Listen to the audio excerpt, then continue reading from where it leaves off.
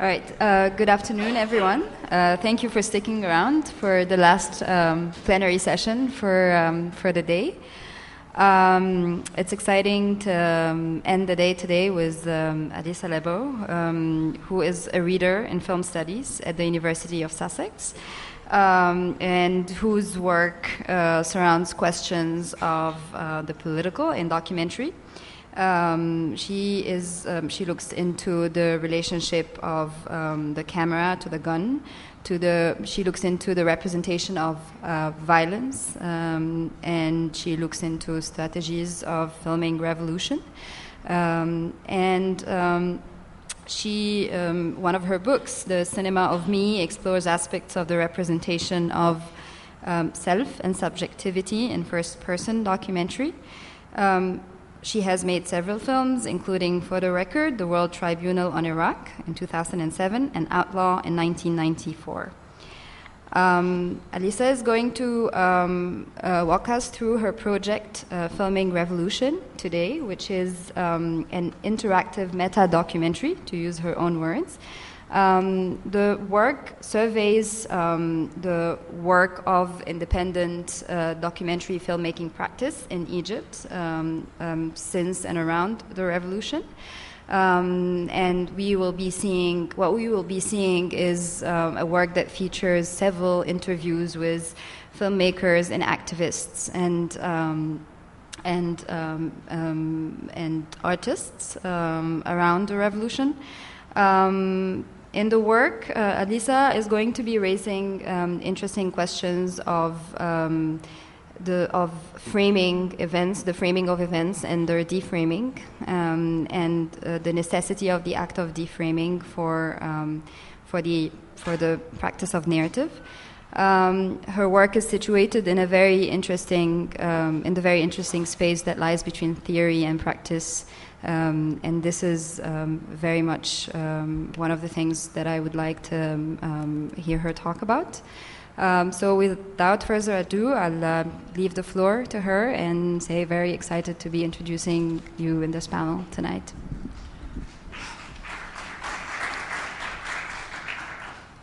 I think it's me, really, who's excited both to have Lina introduce me and to be able to present what is actually a work in progress. It's not a finished website yet. To this audience of the conference in Cairo, it's early days still. I mean, this website is not yet online, so well, it's technically online, but it's password accessible at the moment. So we're really beta testing and talking through the project. I want to thank Mona especially for giving me this chance. I'm a little bit of an infiltrator to the conference. The program was almost completely set when I wrote saying, this is an amazing conference, can I do a little workshop? And then she gave me this fantastic slot. So it's more than I could have dreamed of, really. And I think it's a fantastic conference, actually, so happy to be involved in it. Though this is meant to be a workshop, and I think initially I had envisioned a small room with Wi-Fi and people having their laptops or iPads or telephones or whatever and trying to sort of look at the website together.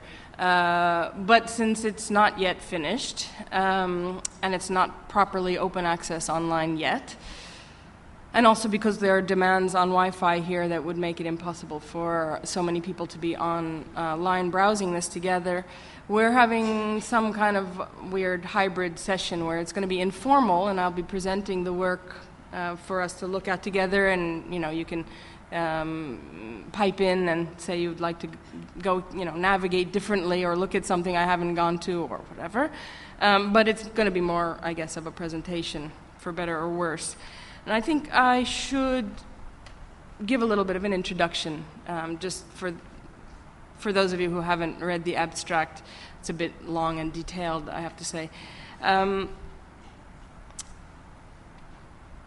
First, to say that I won't be limiting my comments to the question of translation in any narrow sense at all, although it is an issue that I think will no doubt come up because it is an English language website predominantly. Most of the interviews were conducted in English. there are few interviews in Arabic with English subtitles, and nothing has been translated the other way yet into Arabic. I would love to do so, but this is, of course, a question of resources, and an open question, one that I would like to, have a conversation about. And of course, if there are people who find this an interesting or inspiring project, who know how to translate, please talk to me afterwards. But I'm thinking more discursively, right? I mean, people have talked about discursive translation as opposed to literal translation, and I think film is one mode of a kind of discursive translation, creating narratives, juxtaposing images, trying to communicate through this visual and audio mode, is an act in its way of translation. And how you present the material and what you do with it and what you put up against one another is also, this sort of representation of material that is a type of translation anyway. So although I focus mostly on documentary, I don't make huge distinctions between documentary and fictional representation. That it's all a matter of representation. And to that extent, I also did speak with fiction filmmakers or people who straddle the line. So it's not exclusive. It's not exclusively a conversation on the website with just people who work in the documentary modality. I don't make those distinctions too tightly.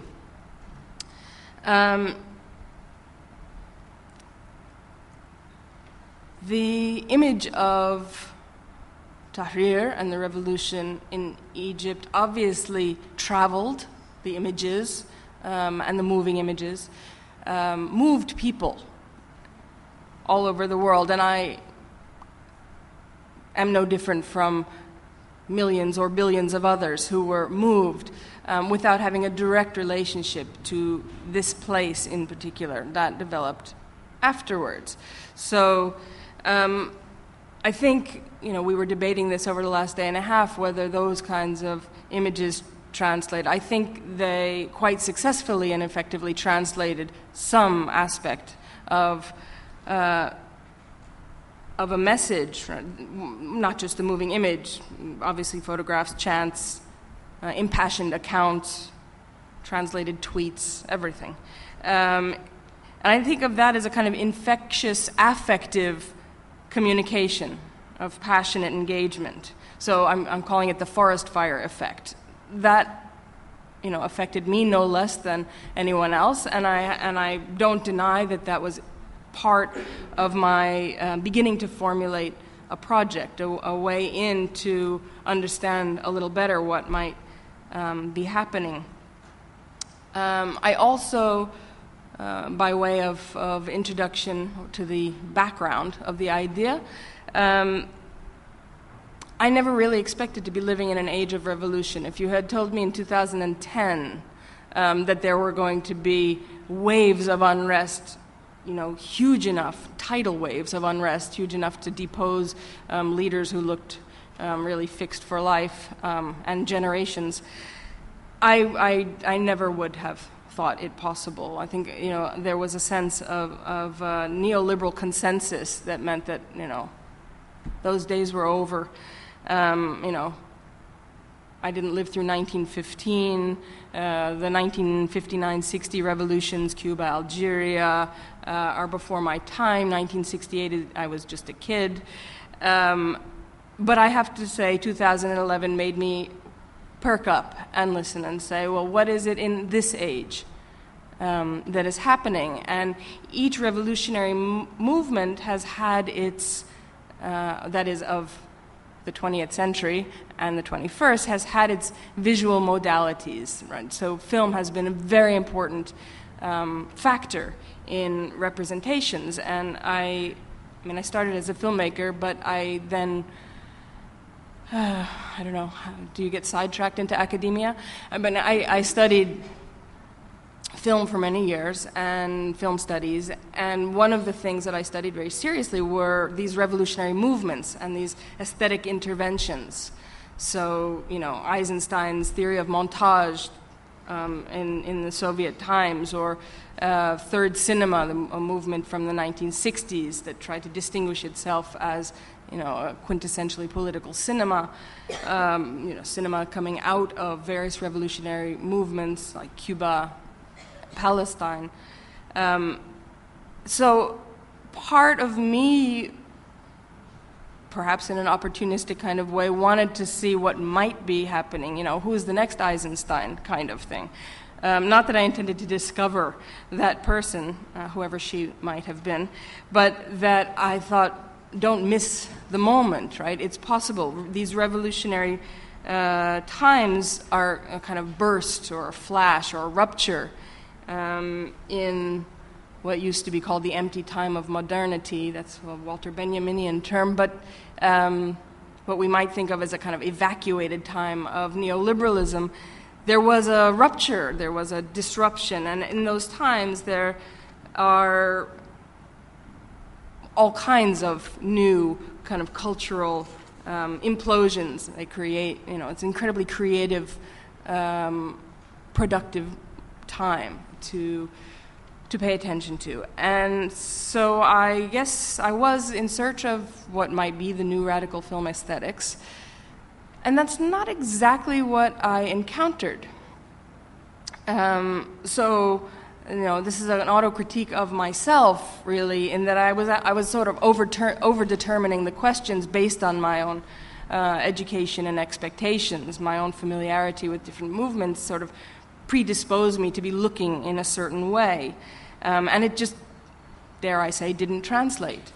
I didn't find the demagogues, I didn't find the manifestos in terms of filmic aesthetics, anyway. People weren't trying to make the master narratives of the revolution. There's no Battle of Algiers or October emerging.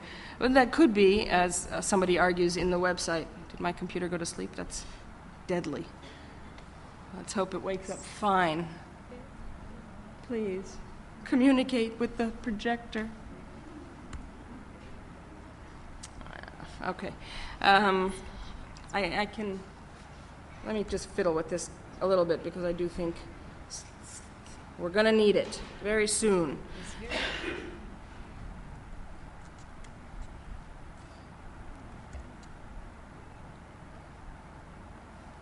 Okay, I'll let him fiddle with the projector. But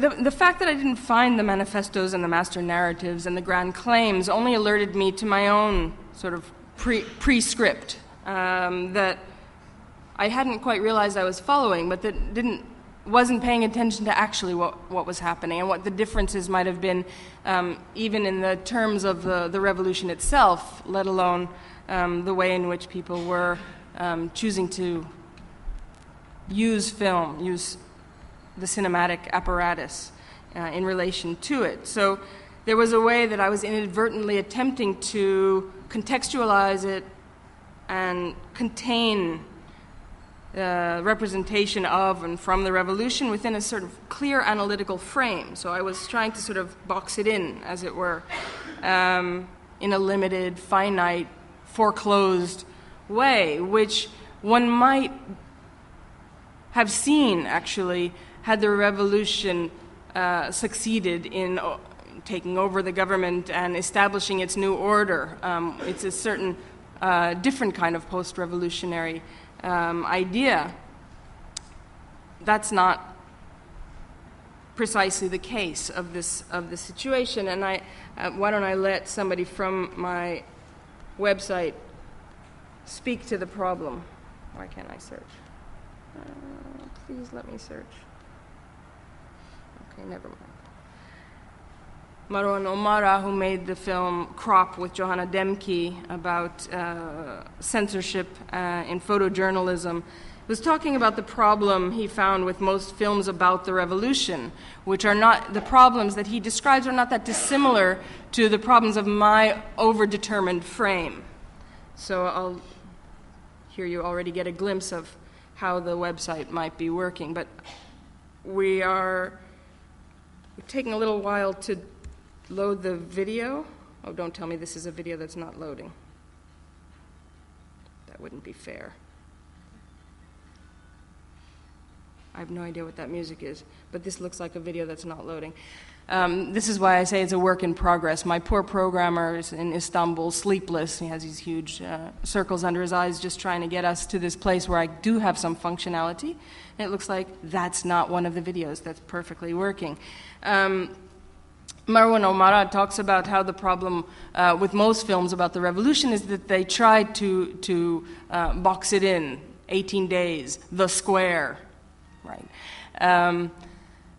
He thinks of the framing and the boxing in to be more of a foreigner's problem, and that within Egypt the problem for him has been that people have been too emotionally close to the material. I'm not sure that I necessarily agree with that, but I think I certainly was receptive to the critique of this sort of too tightly framing the material. So I wanted to come up with a platform. You know, here we are in 2015, well, at the time of the conception of the project, 2012, where we have the possibility to do something interactive, where we don't have to do linear, create linear structured narratives. We don't have to edit out the material that conflicts with other material. We can create sort of dynamic relations of different positionalities. And we also don't have, I'm a film scholar, I don't have to try to write a book which creates a certain position of mastery that I wasn't remotely qualified to do, nor interested in with this material, but I could at least amass material and put it in dynamic relation to different ideas. So I tried to develop a much more open-ended project structure. Am I going too fast? No, you're good. Okay. That wouldn't too tightly frame the material and wouldn't over-determine different approaches to the field. And I really quickly realized also that the project's name itself, Filming Revolution, might be creating more problems than solving. I mean, people, by the time I came here to do the research, it's late 2013, people are a bit up to here with foreigners coming in and saying, so, what did you do on the whatever. But I tried not to do that, right? That wasn't the orientation. It wasn't, so, where were you on January 25th? It wasn't that at all. The idea actually sprouted from curating a program for I work with a lot with the Istanbul Film Festival, and they, like every other international film festival, 2011, 2012, wanted to do some kind of program in relation to the revolutionary waves, but in conversation with their very intelligent and political director, we understood quickly that we didn't want to just be sort of grabbing whatever we could get and throwing it on screen, this kind of exploitative extraction of, raw material practically. We wanted to create a space of dialogue and debate, and we invited several filmmakers from Egypt and Tunisia, but also from the Ukraine, somebody who had made a film about what do they call it? I'm getting them all confused. The Velvet Revolution, Saffron Revolution, Orange Revolution, there we go. In Ukraine, we invited a historian, we invited a film scholar who specializes in Iranian cinema. We showed films also, some historical ones, including Battle of Algiers, in fact, and one from Palestine, 1984. And we tried to think of a way that would also nurture the filmmakers coming from Egypt, Tunisia, Syria, actually. They can also kind of be in dialogue rather than, what do you got? And pulling out from them when they're actually not quite ready to have that conversation. It was so productive at the festival that I thought this is something that I'd like to sort of pursue more broadly. At the moment, I've gotten completely stuck on Egypt. I think it happens to people. Originally, the conception was to have different areas where we interview filmmakers, activists, historians, etc. If it's not possible to interview the Bolshevik activists, you know, at least the historians of the movement, and have those dialogues kind of across time and space. At the moment, we could think of it as a prototype, or it may be the final version. We have this interactive website. Give it a shot. I can say a little bit more. Because I actually, even without being able to play videos, I can show you a little bit of how it's working. You see my arrow is over here where it says level. At the level of archive, that's sort of the global level. All of the themes, people, and projects come on to frame. At the moment, some of them are overlapping. That my sleepless programmer is still trying to work that out. It will be worked out. There are more than can fit on the screen, so actually if I slide it, you see there, it feels almost endless, though it isn't. And because it feels almost endless, I mean, you can click on anything and try and make, you know, see what connections come up. But you can also filter it. And there's a list on the right-hand side of frame. Let's say we filter by the themes that came up in the interviews. Now, of course, you know, I'm doing all of the interviews, so some of the questions are very much determined by my interests.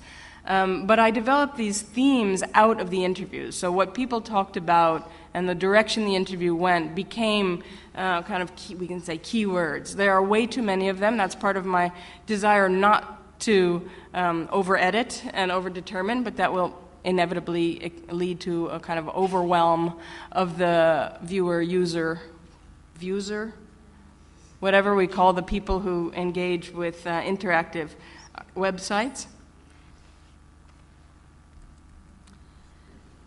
So the list on the right can be filtered based on the themes that came up in the interviews, and this is scrollable, and it's long, it's alphabetical.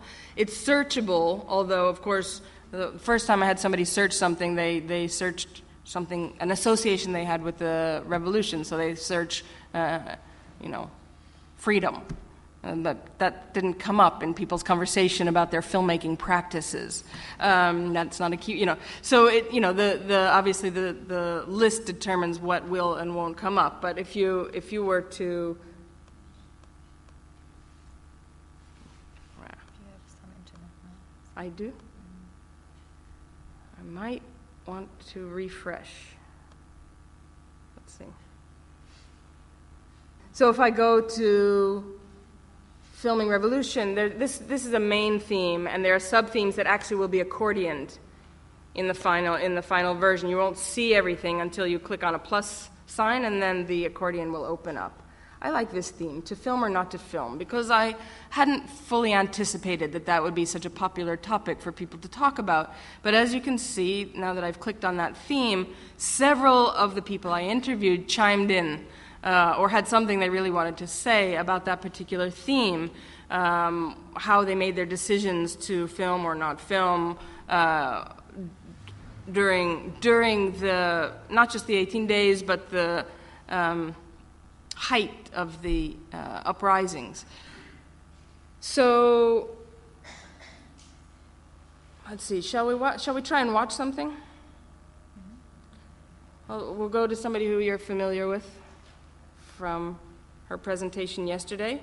So Salma Tarzi. Let's see, I'm going to try and let it buffer, upload a little bit, or download, or whatever it is it needs to do, which is not doing. Pardon me, I'm on an HD. Telephone's off, please. In the ideal world of your own homes, it might play. It does play. And it will, I think, play. Why is it doing that? But so if you get lost, the title shows up at the beginning, but if you forget once she's talking what was it that we were looking at, you just sort of hover again and it'll say the name of the clip you're looking at and who's talking. For those people who don't know who Salma Tarzeh is, yeah, I didn't think that would be a powerful enough internet connection to play the videos, which is a pity. So we can close that, go back to the cluster, go to Yasmina Metwali talking about it, or Marwan Umara, Lara Baladi, talking about the same theme. So we can kind of put them up against one another and hear what the range of views might be. Or, alternatively, perhaps we actually want to see what, everything Lara Baladi has said. So we refilter based on people, and we click on Lara Baladi, and then all of the, if you wanted to just stick with one person and think with them about a range of topics, then you could watch all of the extracts from that one person. And in this, what I call cluster, which is actually centered on the screen, you can also see the themes, or you will be able to see the themes when they're not overlapping over one another. The themes that she touches on, and if you wanted to think, oh, she talks about cinema tahrir, ideal world. The people who do, actually, this is a mistake of my data.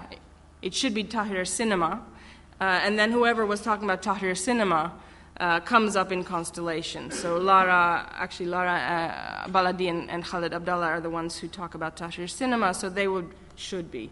We have things to fix still. As I say, work in progress. But lastly, in terms of how to search this, you can search it based on projects. So you can bring the list back. You can refilter based on projects, like people not going away, projects. Wow, it's really acting up. It was being so well behaved earlier. Ideally, filtering out projects, only the red dotted themes on the right will pop up, and you can follow based on a given, you can just say, I want to look at this project and see what elements there might, come on, don't be ridiculous. What elements there might be from this project. So Crop, a film I just mentioned earlier, there's a brief description of the film. The person who is interviewed, the person is a yellow dot. The themes, they're sort of aqua dotted in relation to this particular film. And then there are related media.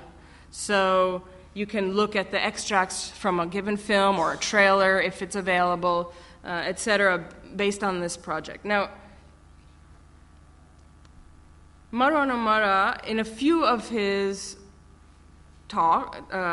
extracts, talks about his own film, for example, 3 films in 1. And in that extract, which ideally will play, there is related media. There's an example. For me, it's 3 films. It's not a 1 film. We have a visual film, images film, which you could see it in a gallery. It's a film which shot inside the machine which control the photo which in any newspaper in Egypt. So you see this newspaper from the beginning, and the entrance, and then going to the official offices, which is available to you as a visitor to see. The manager offices, the big halls, the elevators, everything is under control. And then once in a while you start to get more deep into this building and see that they have 16,000 workers. So there is huge amount of them, they are on the backstage. They are the persons who do this newspaper, they are the real people who work in this. So you start going into this and then go more deep into it to go more in the environment and the field of the workers.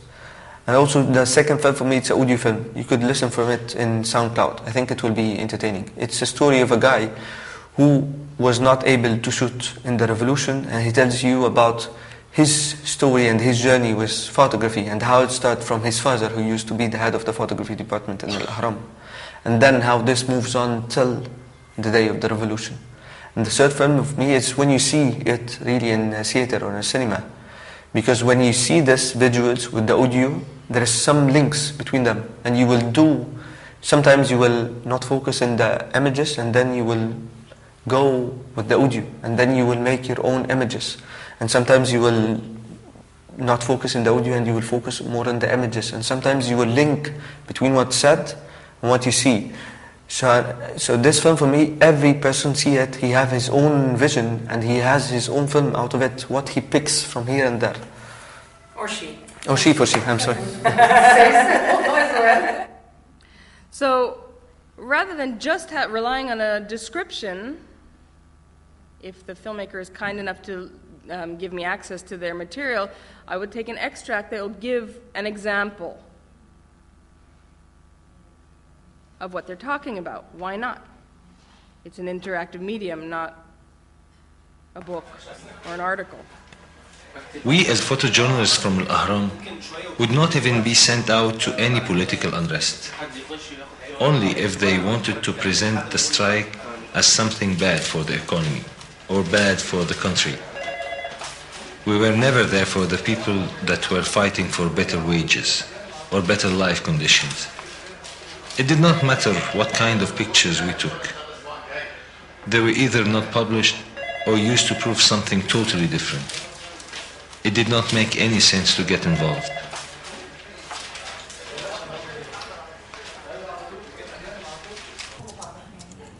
I'm going to pause it. It's a fairly long extract. So I mean, that just to suggest that, you know, I'm trying to use the interactive medium to allow for a number of possibilities. So for people to be in dialogue about a particular theme or idea, for there to be an archive of an interview so you can actually, you know, watch it consecutively, more or less, if you would like to, for to be able to show examples rather than just have people describing whenever possible. And well, I guess that's mainly it. And you have obviously ways to negotiate back. You can go back to the archive, the general archive. You can go back to a cluster if there was one, let's say of, that would be a cluster.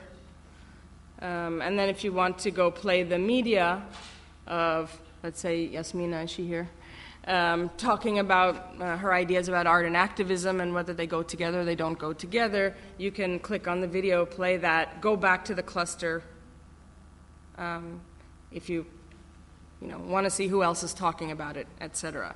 So I want to say before, I actually would like to open it up very soon. So that you can also not just ask me questions, but you can ask me to go look at something that might have caught your eye or that you think I just brushed over too quickly, et cetera, et cetera. But I just wanted to say that, it wasn't just strange to come here when everybody's sort of up, exhausted and very fatigued of the topic and of trying to explain themselves endlessly. And I certainly tried to, as I say, do it differently. But I came toward the end of 2013 for several weeks to talk to people, and this was only weeks after curfew was lifted. Very dark times for politically in some structural sense. I came back again in May, June, really bracketed by the elections of Sisi and the inauguration of Sisi. I happened to be staying down in Abdeen Square, so trying to do interviews there sounded like there was literally a war going on with all of the fireworks and insanity. And so I tried to make sense of the political scene on the one hand and this incredibly lively filmmaking scene on the other, where I was looking at projects in every phase of production and from pre-production to finished films. People were showing me incredible material, and there were it was a fantastic range of projects, and really a sort of explosion of what seemed to me like an explosion of creativity. And I didn't understand how I could account for it. So, I was even wondering if it was legitimate to still call the project Filming Revolution. Filming Uprising would be another possibility, and that would broaden out the scope even further. But then I stumbled across, thankfully, Ariella Azoulai's formulation, where she splits the term revolution between ruling revolution and civil revolution. I'm sure some of you are familiar with it. If not, I recommend it. But it was very helpful in my thinking because it sort of translated the concept or in some way allowed me to understand the concept more broadly. Wow. Where ruling revolution will refer to this kind of monumentalizing effort. It's obviously disruptions to the ruling status quo, but a kind of reconfiguration of power that may and does often result in one ruling elite supplanting another ruling elite. But she distinguishes it from civil revolution, which, I mean, in another formulation we might call uprising, but it's another level of disruption altogether, and this kind of a cultural intervention that may or may not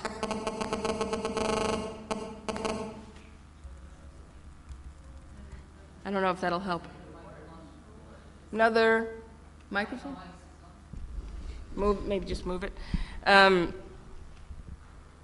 It may or may not participate in the deposing of rulers, but it will always be a threat to the ruling class. Off. Something off. Microphone off. I have no idea how to turn the microphone on or off. I think I just did. Okay. But, I mean, here she's talking civil revolution. She's talking about street action predominantly and creative practice. And so that would include, what we all saw in terms of graffiti and filmmaking and poetry and music and everything else. And that is not limited to ruling revolution. And that, it turns out, may continue. Even when we lose hope in questions of ruling revolution. So it turns out that one course or track of revolutionary activity does not necessarily foreclose another, or at least not always and at all times. So that helped me tremendously in sort of recalibrating my thinking. I don't know if I'm precluding questions in relation to that or opening them up further, but I still think, I mean, there was a conversation earlier today about the terminology, and what was it? Revcolution was one solution. That was Helen's presentation. I actually think that there is some reason and cause to hold on to the term, even if, as Khalid Abdallah mentioned or discussed at length earlier, even if it's always already inevitably going to fail, there's still reason, I think, to hold firm to the notion. So I found Azoulai very helpful in being able to do that. So actually, I'd rather now open this up to questions that you have, that Lena might have, things that I maybe didn't attend to well enough, because as I say, this is a work in progress and I'm very much still in the thick of it. And being in the thick of it means not actually being able to think that well about what your interests might be or how you might, at what angle you may come in to the project, because I'm still kind of in the nuts and bolts of getting this thing to work. Yeah.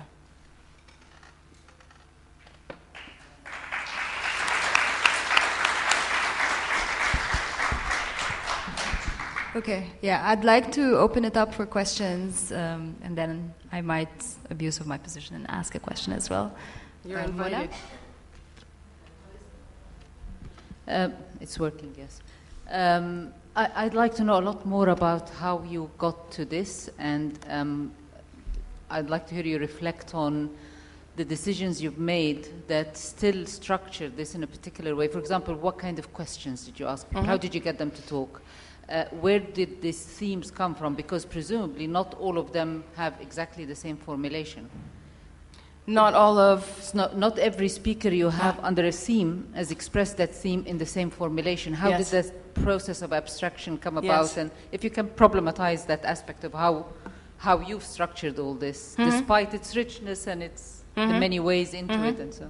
Yeah, I mean, to say that one has a light hand does not say one doesn't have a hand at all.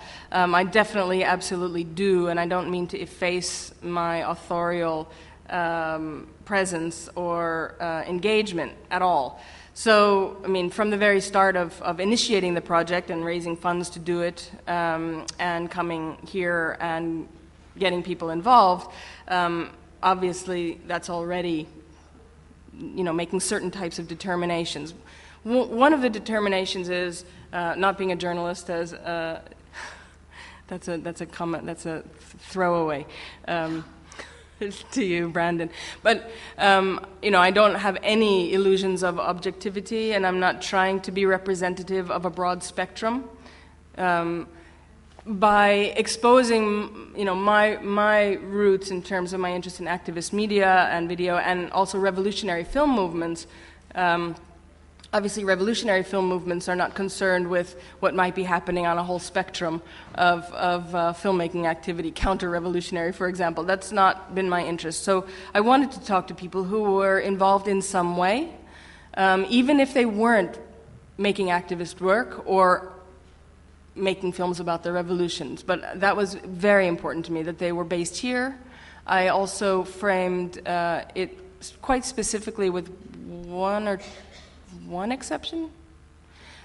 Two exceptions of people living here, and ideally Egyptian, identified in some way. I mean, people's identities are complex, but so I wasn't trying to talk to everybody who made a film about the revolution, for example, at all. So it's not exhaustive, even though it's massive. And it would take probably days on end back to back if you wanted to watch everything. I don't think anybody besides me, Lord help us all, would sit and go through all of the material on this website. But, more power to you if you intend to do that. But nonetheless, I didn't try to be exhaustive. In terms of the questions, I mean, those questions transformed over time. So, that's part of the reason there's such a long list of themes, because I wasn't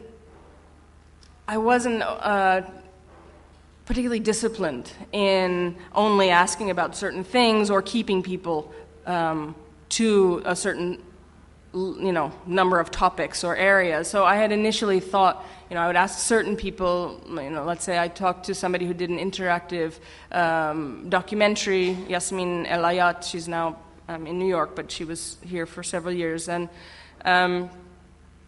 so obviously I'm going to talk to Yasmin El Ayat about, the nonlinear and the interactive and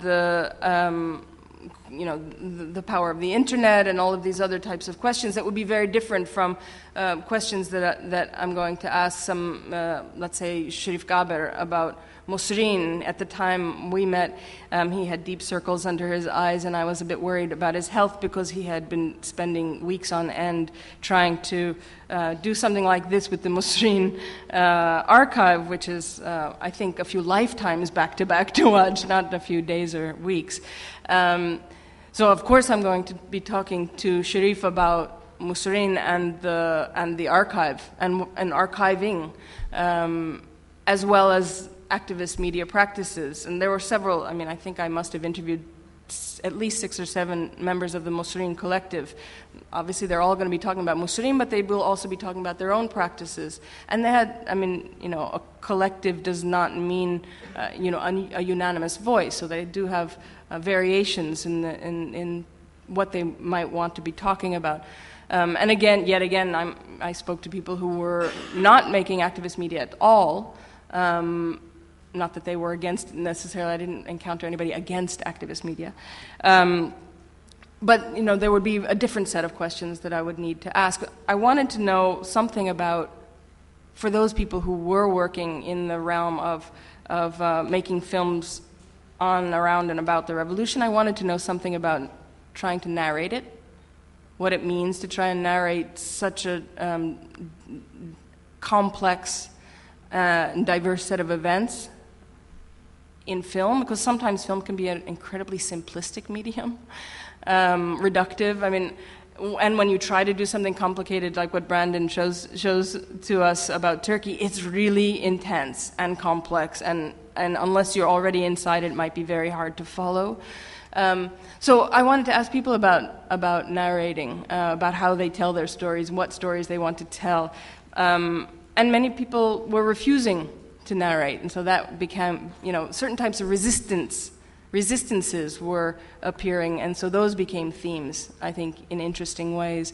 A theme that came up that I feel like I must have overdetermined, but it was completely unexpected to me, was about first-person filmmaking or personal filmmaking.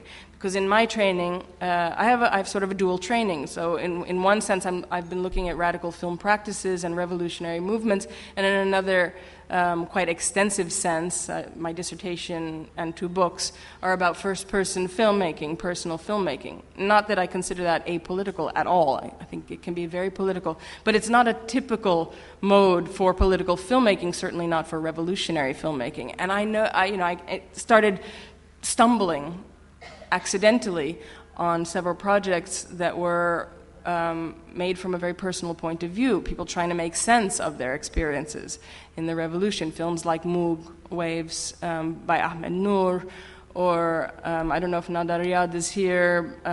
She's making a film called Happily Ever After about love relations and her own relationship, and in some sense the revolution is almost a backdrop. Then the revolution as a backdrop began to be a theme, in that, that would be something that some people would have a very hard time with and be quite resentful of, and other people were trying to make sense of what that might mean. So themes emerged that then I had to negotiate. I hadn't thought of that. So let me try and put a phrase to it that can encompass a range of views. And if it didn't encompass the view, then it got its own theme. So some themes have one person talking about, one extract from one interview. That's a little absurd, and I wouldn't recommend it as an organizational strategy. But there you go. I did do that. Is there any?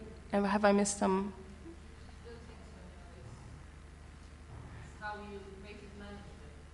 Well, that's the other question. I mean, anybody who's worked, who has been a viewer, user of this kind of interactive archive knows that they can be quite overwhelming. It's maybe even a little frustrating, but conceptually, I think it's important and useful that one never has that sense of full mastery over the material. And although I'm not trying to overwhelm people intentionally, I also think that there's a certain amount of randomness, of haphazardness. I tried to contain that by making it searchable, by having tags, things to hold on to, filters, other ways, various ways to organize one's experience of it. But I think it's also fine that it's never going to be exhaustive. Ideally, it's not exhaustive. Follow up? Just for the interpreters. So, have you thought about organizing it by keywords rather than themes, for example? Yeah, I mean, initially I was calling it keywords, calling the themes keywords, or calling all of the terms keywords. Keywords turns out to be a highly politicized term, which I didn't understand because I'm not an archivist and a librarian or a manager of material, as it were.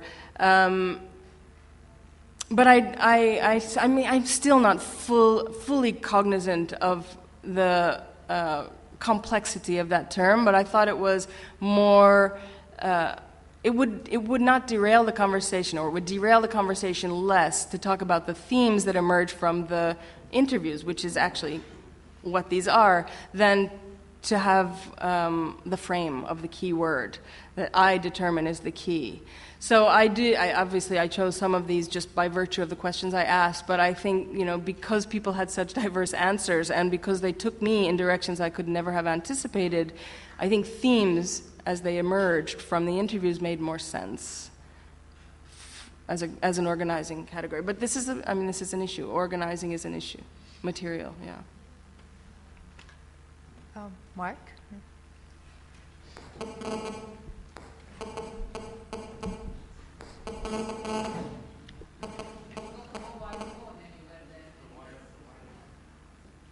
Oh, is it this one? Yeah, let me turn mine on airport. Okay. Could be mine. Hello. Elisa, it's so exciting to finally see this. I've been hearing about it for a long time. I guess I have two questions. One, you kind of alluded to the sort of politics of coming in as an outsider and talking to people, particularly at a point where people are exhausted. But I mean, even before this point, within the 18 days and immediately following, there's a sort of dynamic of scholars, filmmakers, whoever, parachuting in, getting their piece of the revolutionary pie. And a lot of people got fed up with it. Yeah. And in fact, I don't know, maybe a year or year and a half ago, someone contacted me about wanting to make a film about women in graffiti, and could I help them get in contact with people? And I was groaning just by the request, and I could imagine how my colleagues who were the ones the target of this request would feel about it. And I know that many people avoided or rejected such things. So my question to you is, Mona asked you about the kind of questions that you were asking. Yes. And you'd said that you very much were avoiding certain kinds of questions. But I'm also kind of curious about, you came for very intense periods of time, talked to a huge number of people. And I'm just kind of curious about your strategy. How did you break through and justify yourself to make people want to do that? Second question is much smaller, but you talked a lot about structure of this site. I'm kind of curious about the aesthetics of it, the style. You have all of these dots all over the place. Constellation. So, maybe you could talk a little bit about that, particularly Absolutely. like when you hover over one, why do the flares of the Vectors. star go this way and not that way? Or Good question. You'll ask my programmer that. No. Okay. We have certain things to address there that are not yet resolved. But so the first question, thank you so much, Mark, for asking that, because I really, for one thing, I've been negligent. I really have many people to thank for helping me make the connections that I was able to make here, including Mark, who, I don't know, maybe I got you at a good moment, but you didn't seem absolutely fed up with my questions. But I had spoken to many people I knew who had lived in Cairo or were from here, who could put me in touch with a certain number of people. And then I very fortunately was put in touch with Leila Sami, who not only filmed almost all of the interviews, the ones that are badly filmed, there are two, that would be me, who filmed all the good-looking interviews.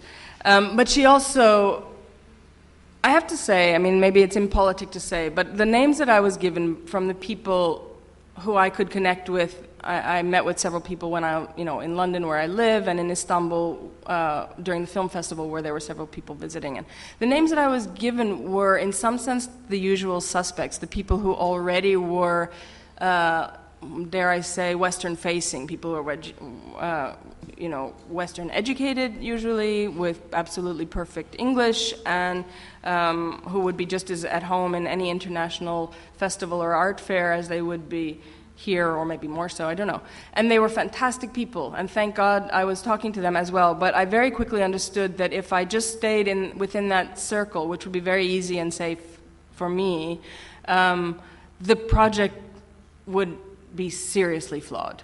And it already is. There's plenty of flaws in the project. I'm not saying it's perfect, but that I had to break out of that immediate circle and talk to more people. And I think once when I said that to Leila, she was kind of testing me, I guess, waiting to see if I would notice. That's just a limit. That's a very limited circle of people who know one another. Some of them are in this room. They know, of course, they know who they are. But Layla actually was incredibly well connected, and that was just my incredibly good fortune. And if Layla picked up the phone, people met with me. And I could not have known that in advance, and I was perfectly well prepared for people to say, pardon my whatever language, fuck off. And I think if I were in that situation, I might be one of those people to tell me to go fuck myself. But nobody did that.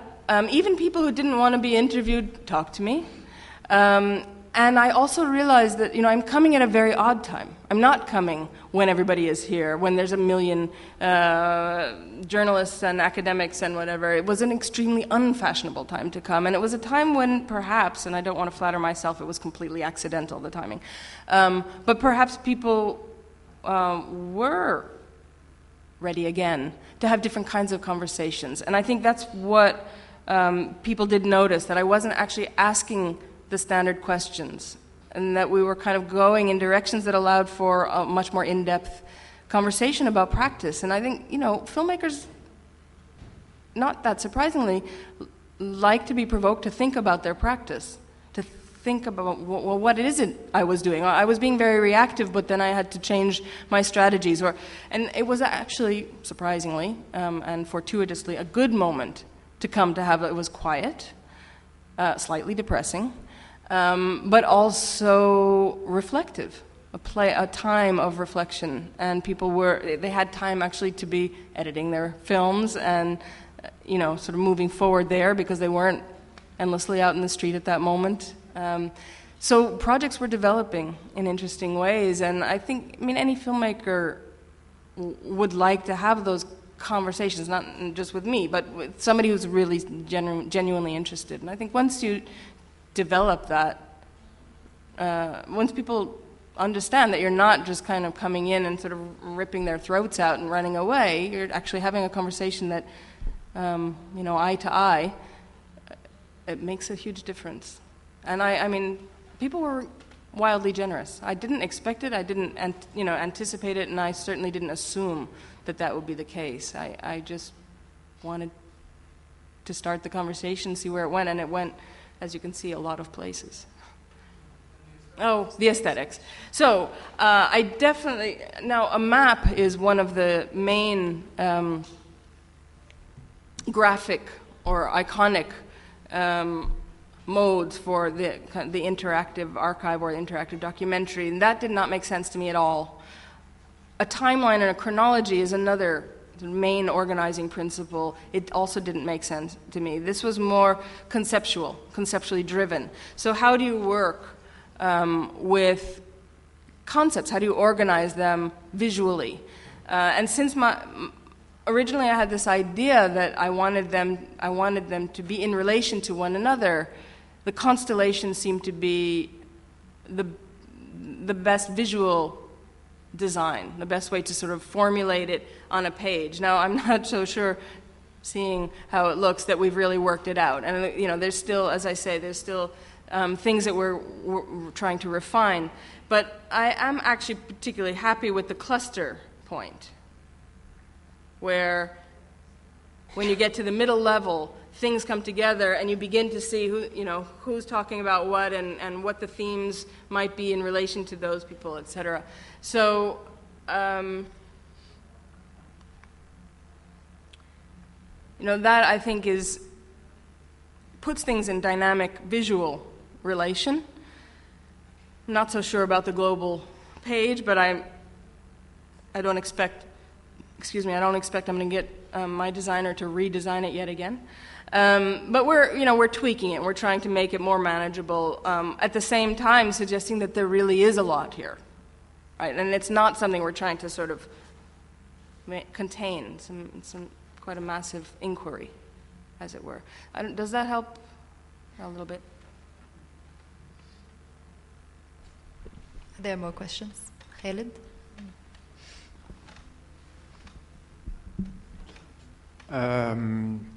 Thank you, and it's really great to see it as well. Do you want to see yourself? No.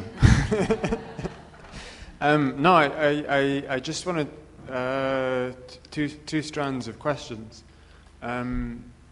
One, in relation to, it strikes me that it's a really wonderful tool as well, beyond itself, in terms of the project that you've built with it. And I'm wondering whether it's also a tool that you can or would want to make available for other uses. No. Look at that. That's too many clips from Khalid Abdallah I'm that I just could not get myself to edit out. Anyway, yes, go on. So that's one question, and then on the other side of the question is the other way, which is I'm wondering what, because as soon as you've built, in a sense, you've built your infrastructure, and it seems that there are all sorts of places where that can go as well, further, and I'm wondering on two levels, which places you decided that you would definitely not do as an act of editing, because it seems like what this is also doing is it's also kind of interrogating the editing process, and I'm sure there's also stuff from clips that you've thrown out. Not that many, not enough. But anyway, I mean the editing process in that sense, but there's an editing process in terms of like things you're allowed to do and things you're not allowed to do, which and so in that thread, because you're asking about suggestions and stuff, because it struck me that one of the interesting things to do would also to actually be able to map your narrative as you go through it. Because it strikes me that it would be an interesting thing, that where you started and then where you ended up, and then you could see where you travelled, whether physically, how that would be represented. But anyway, those were my. Okay, so the first one was the first one was as a tool, whether it's a tool that you plan to make available or can, or what, yeah. or what you want to do. Yeah, with it. And the second, I'm sorry. The second was the capacities inside the website. Okay. And whether there were things you decided not to include for very particular reasons, and also if there are things that you would like to do in the future in terms of increasing its capacities. So in terms of a tool, absolutely. I mean, this is meant to be a resource as much as anything, and this is, famously, we're of an age now where people have a, 3-second attention span, and interactive means, fast and furious and all that. This is not that kind of website. This is the kind of website made for people who want to go deeper, spend time, think alongside. Even more than watching a linear film, which sort of spoon feeds you. This one sort of requires a kind of patience and diligence of, I guess you could say, a researcher. So it's absolutely meant to be a tool, a resource. And when you say, do I want to make it available? Well, absolutely, this is meant to be online. The only reason it's not yet online is because we have some bugs to work out. Yeah.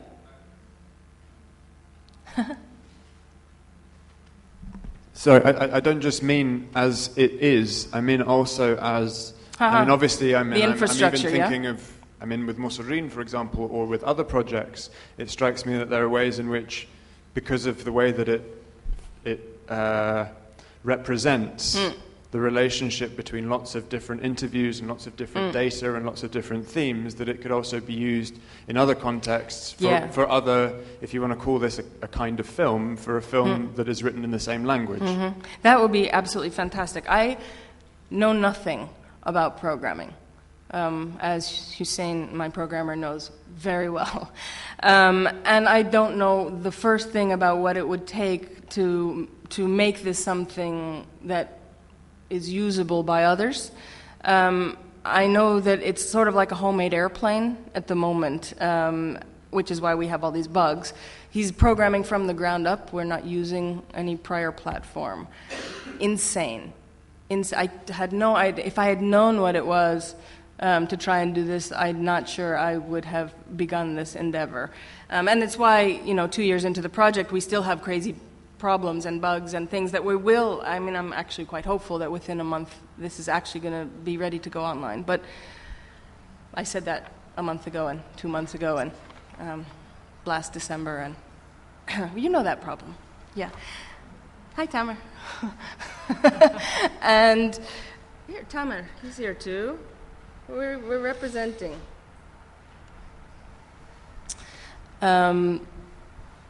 So, yeah, I would love that idea, and I have no problem with it in theory. And I have no idea if what we've now developed is translatable, as it were, in that way. But it's a conversation I haven't even had my head above the parapet enough to get to. First, it needs to work properly. It does work better than you saw, by the way, with decent internet. Which is up now? Yeah, that's great. But on the other hand, I mean, we're still working out the kinks, and there's many of them. But I would love nothing more than for this to be useful in a kind of programming sense, right, as well as a replicable model. No problem with it. I just don't know if it's even remotely technically possible, or if you need some, full-time programmer working on it. And, this thing should be done with a team of programmers and a team of designers. And I've got one sleepless programmer in Istanbul, poor guy, and one designer also quite sleepless, and me. So I edited all of the material, and that goes to your question about what the limits were and what I edited out. I mean, I certainly edited out repetitions if I could keep track of it. And if there was something that really didn't relate to, any possible themes we could draw on from what I've started to say is filmmaking in Egypt since the revolution. So rather than saying filming about the revolution, which most of the interviews were not actually about that, but very much about filmmaking since 2011, and to some extent with a handful of the interviews also historically, right, giving some context.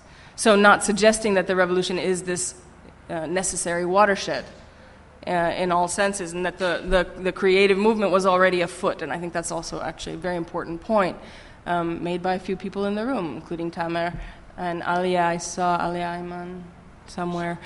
She just left. Perfect. So that's there's scope there. I didn't cut things out. For example, if they cut off at some chronological point or anything like that. The thing is, interestingly, I cannot recognize what my limits were.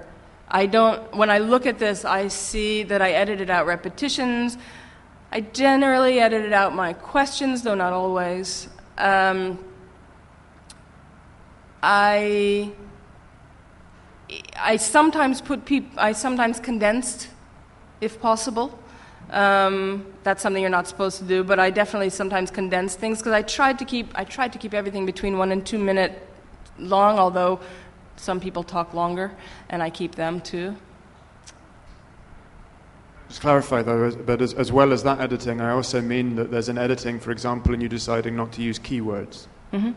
An obvious thing, for example, is an editing in deciding not to allow commentary, yes, for example. Good, perfect. Or not to allow. So I'm asking, in that sense of editing, in terms of what you're allowing the person to do or not to do when Fantastic. they enter the site. So, first thing to say is, interactive work can go on forever. So this theoretically is an open-ended project, but I don't actually, I may do a few more interviews, but I don't actually intend to keep going and keep going and keep going and expanding it. This will be sort of a document in time. So that's one limit that I think we can say. Interestingly, my programmer just put the bottom line down. It's not entirely functional about credits, references, contact. There is supposed to be a place for comments, but only a place, like a guest comment, like a guest book, like not on every interview, not on every video. That has to do with me being practically a one-person show. I do not want to be the person who has to monitor every conversation, follow everything, understand in probably multiple languages which ways it's going for the rest of my life.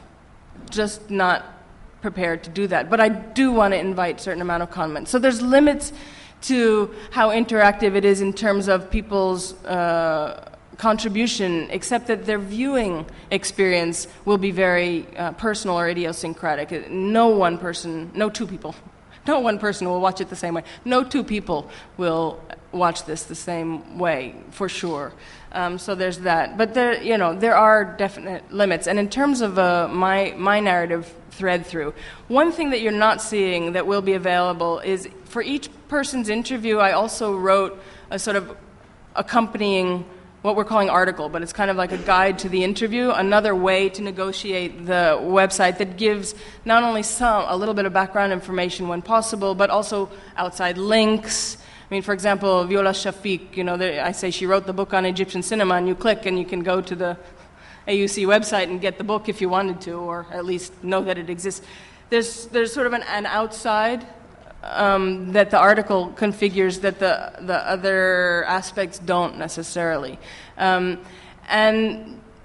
I haven't quite figured out how to also put my voice in otherwise. And I don't mean that literally, my voice. I mean, I'd like to figure out, and then we can keep adding a space somehow, for my own reflections on the process. But at the moment, and trust me, I'm not self-effacing, but at the moment I don't think that's the most interesting thing, or at least maybe not to me. And I think there will be opportunities. I mean, I'm an academic. I'm sure I'll write articles and I'll write more. But here this seems already overloaded with such a tremendous amount of really what I consider to be really interesting material. So I'm sort of letting it be a little bit of a lighter hand than I would usually take. Okay, I'll make an exception for Mansour, but we kind of have to close. So, do you have a quick question to ask? Do you want to pass? Are you sure? Yeah. You want to ask me later? Okay, all right. So that was a very good note to end this conversation on, thinking of productive ways to turn this tool into an outward-looking tool and a site of production in and of itself, which is the promise of the archive we all have. So thank you so much for this, Alisa, and for the questions, and thank you everyone for bearing with us.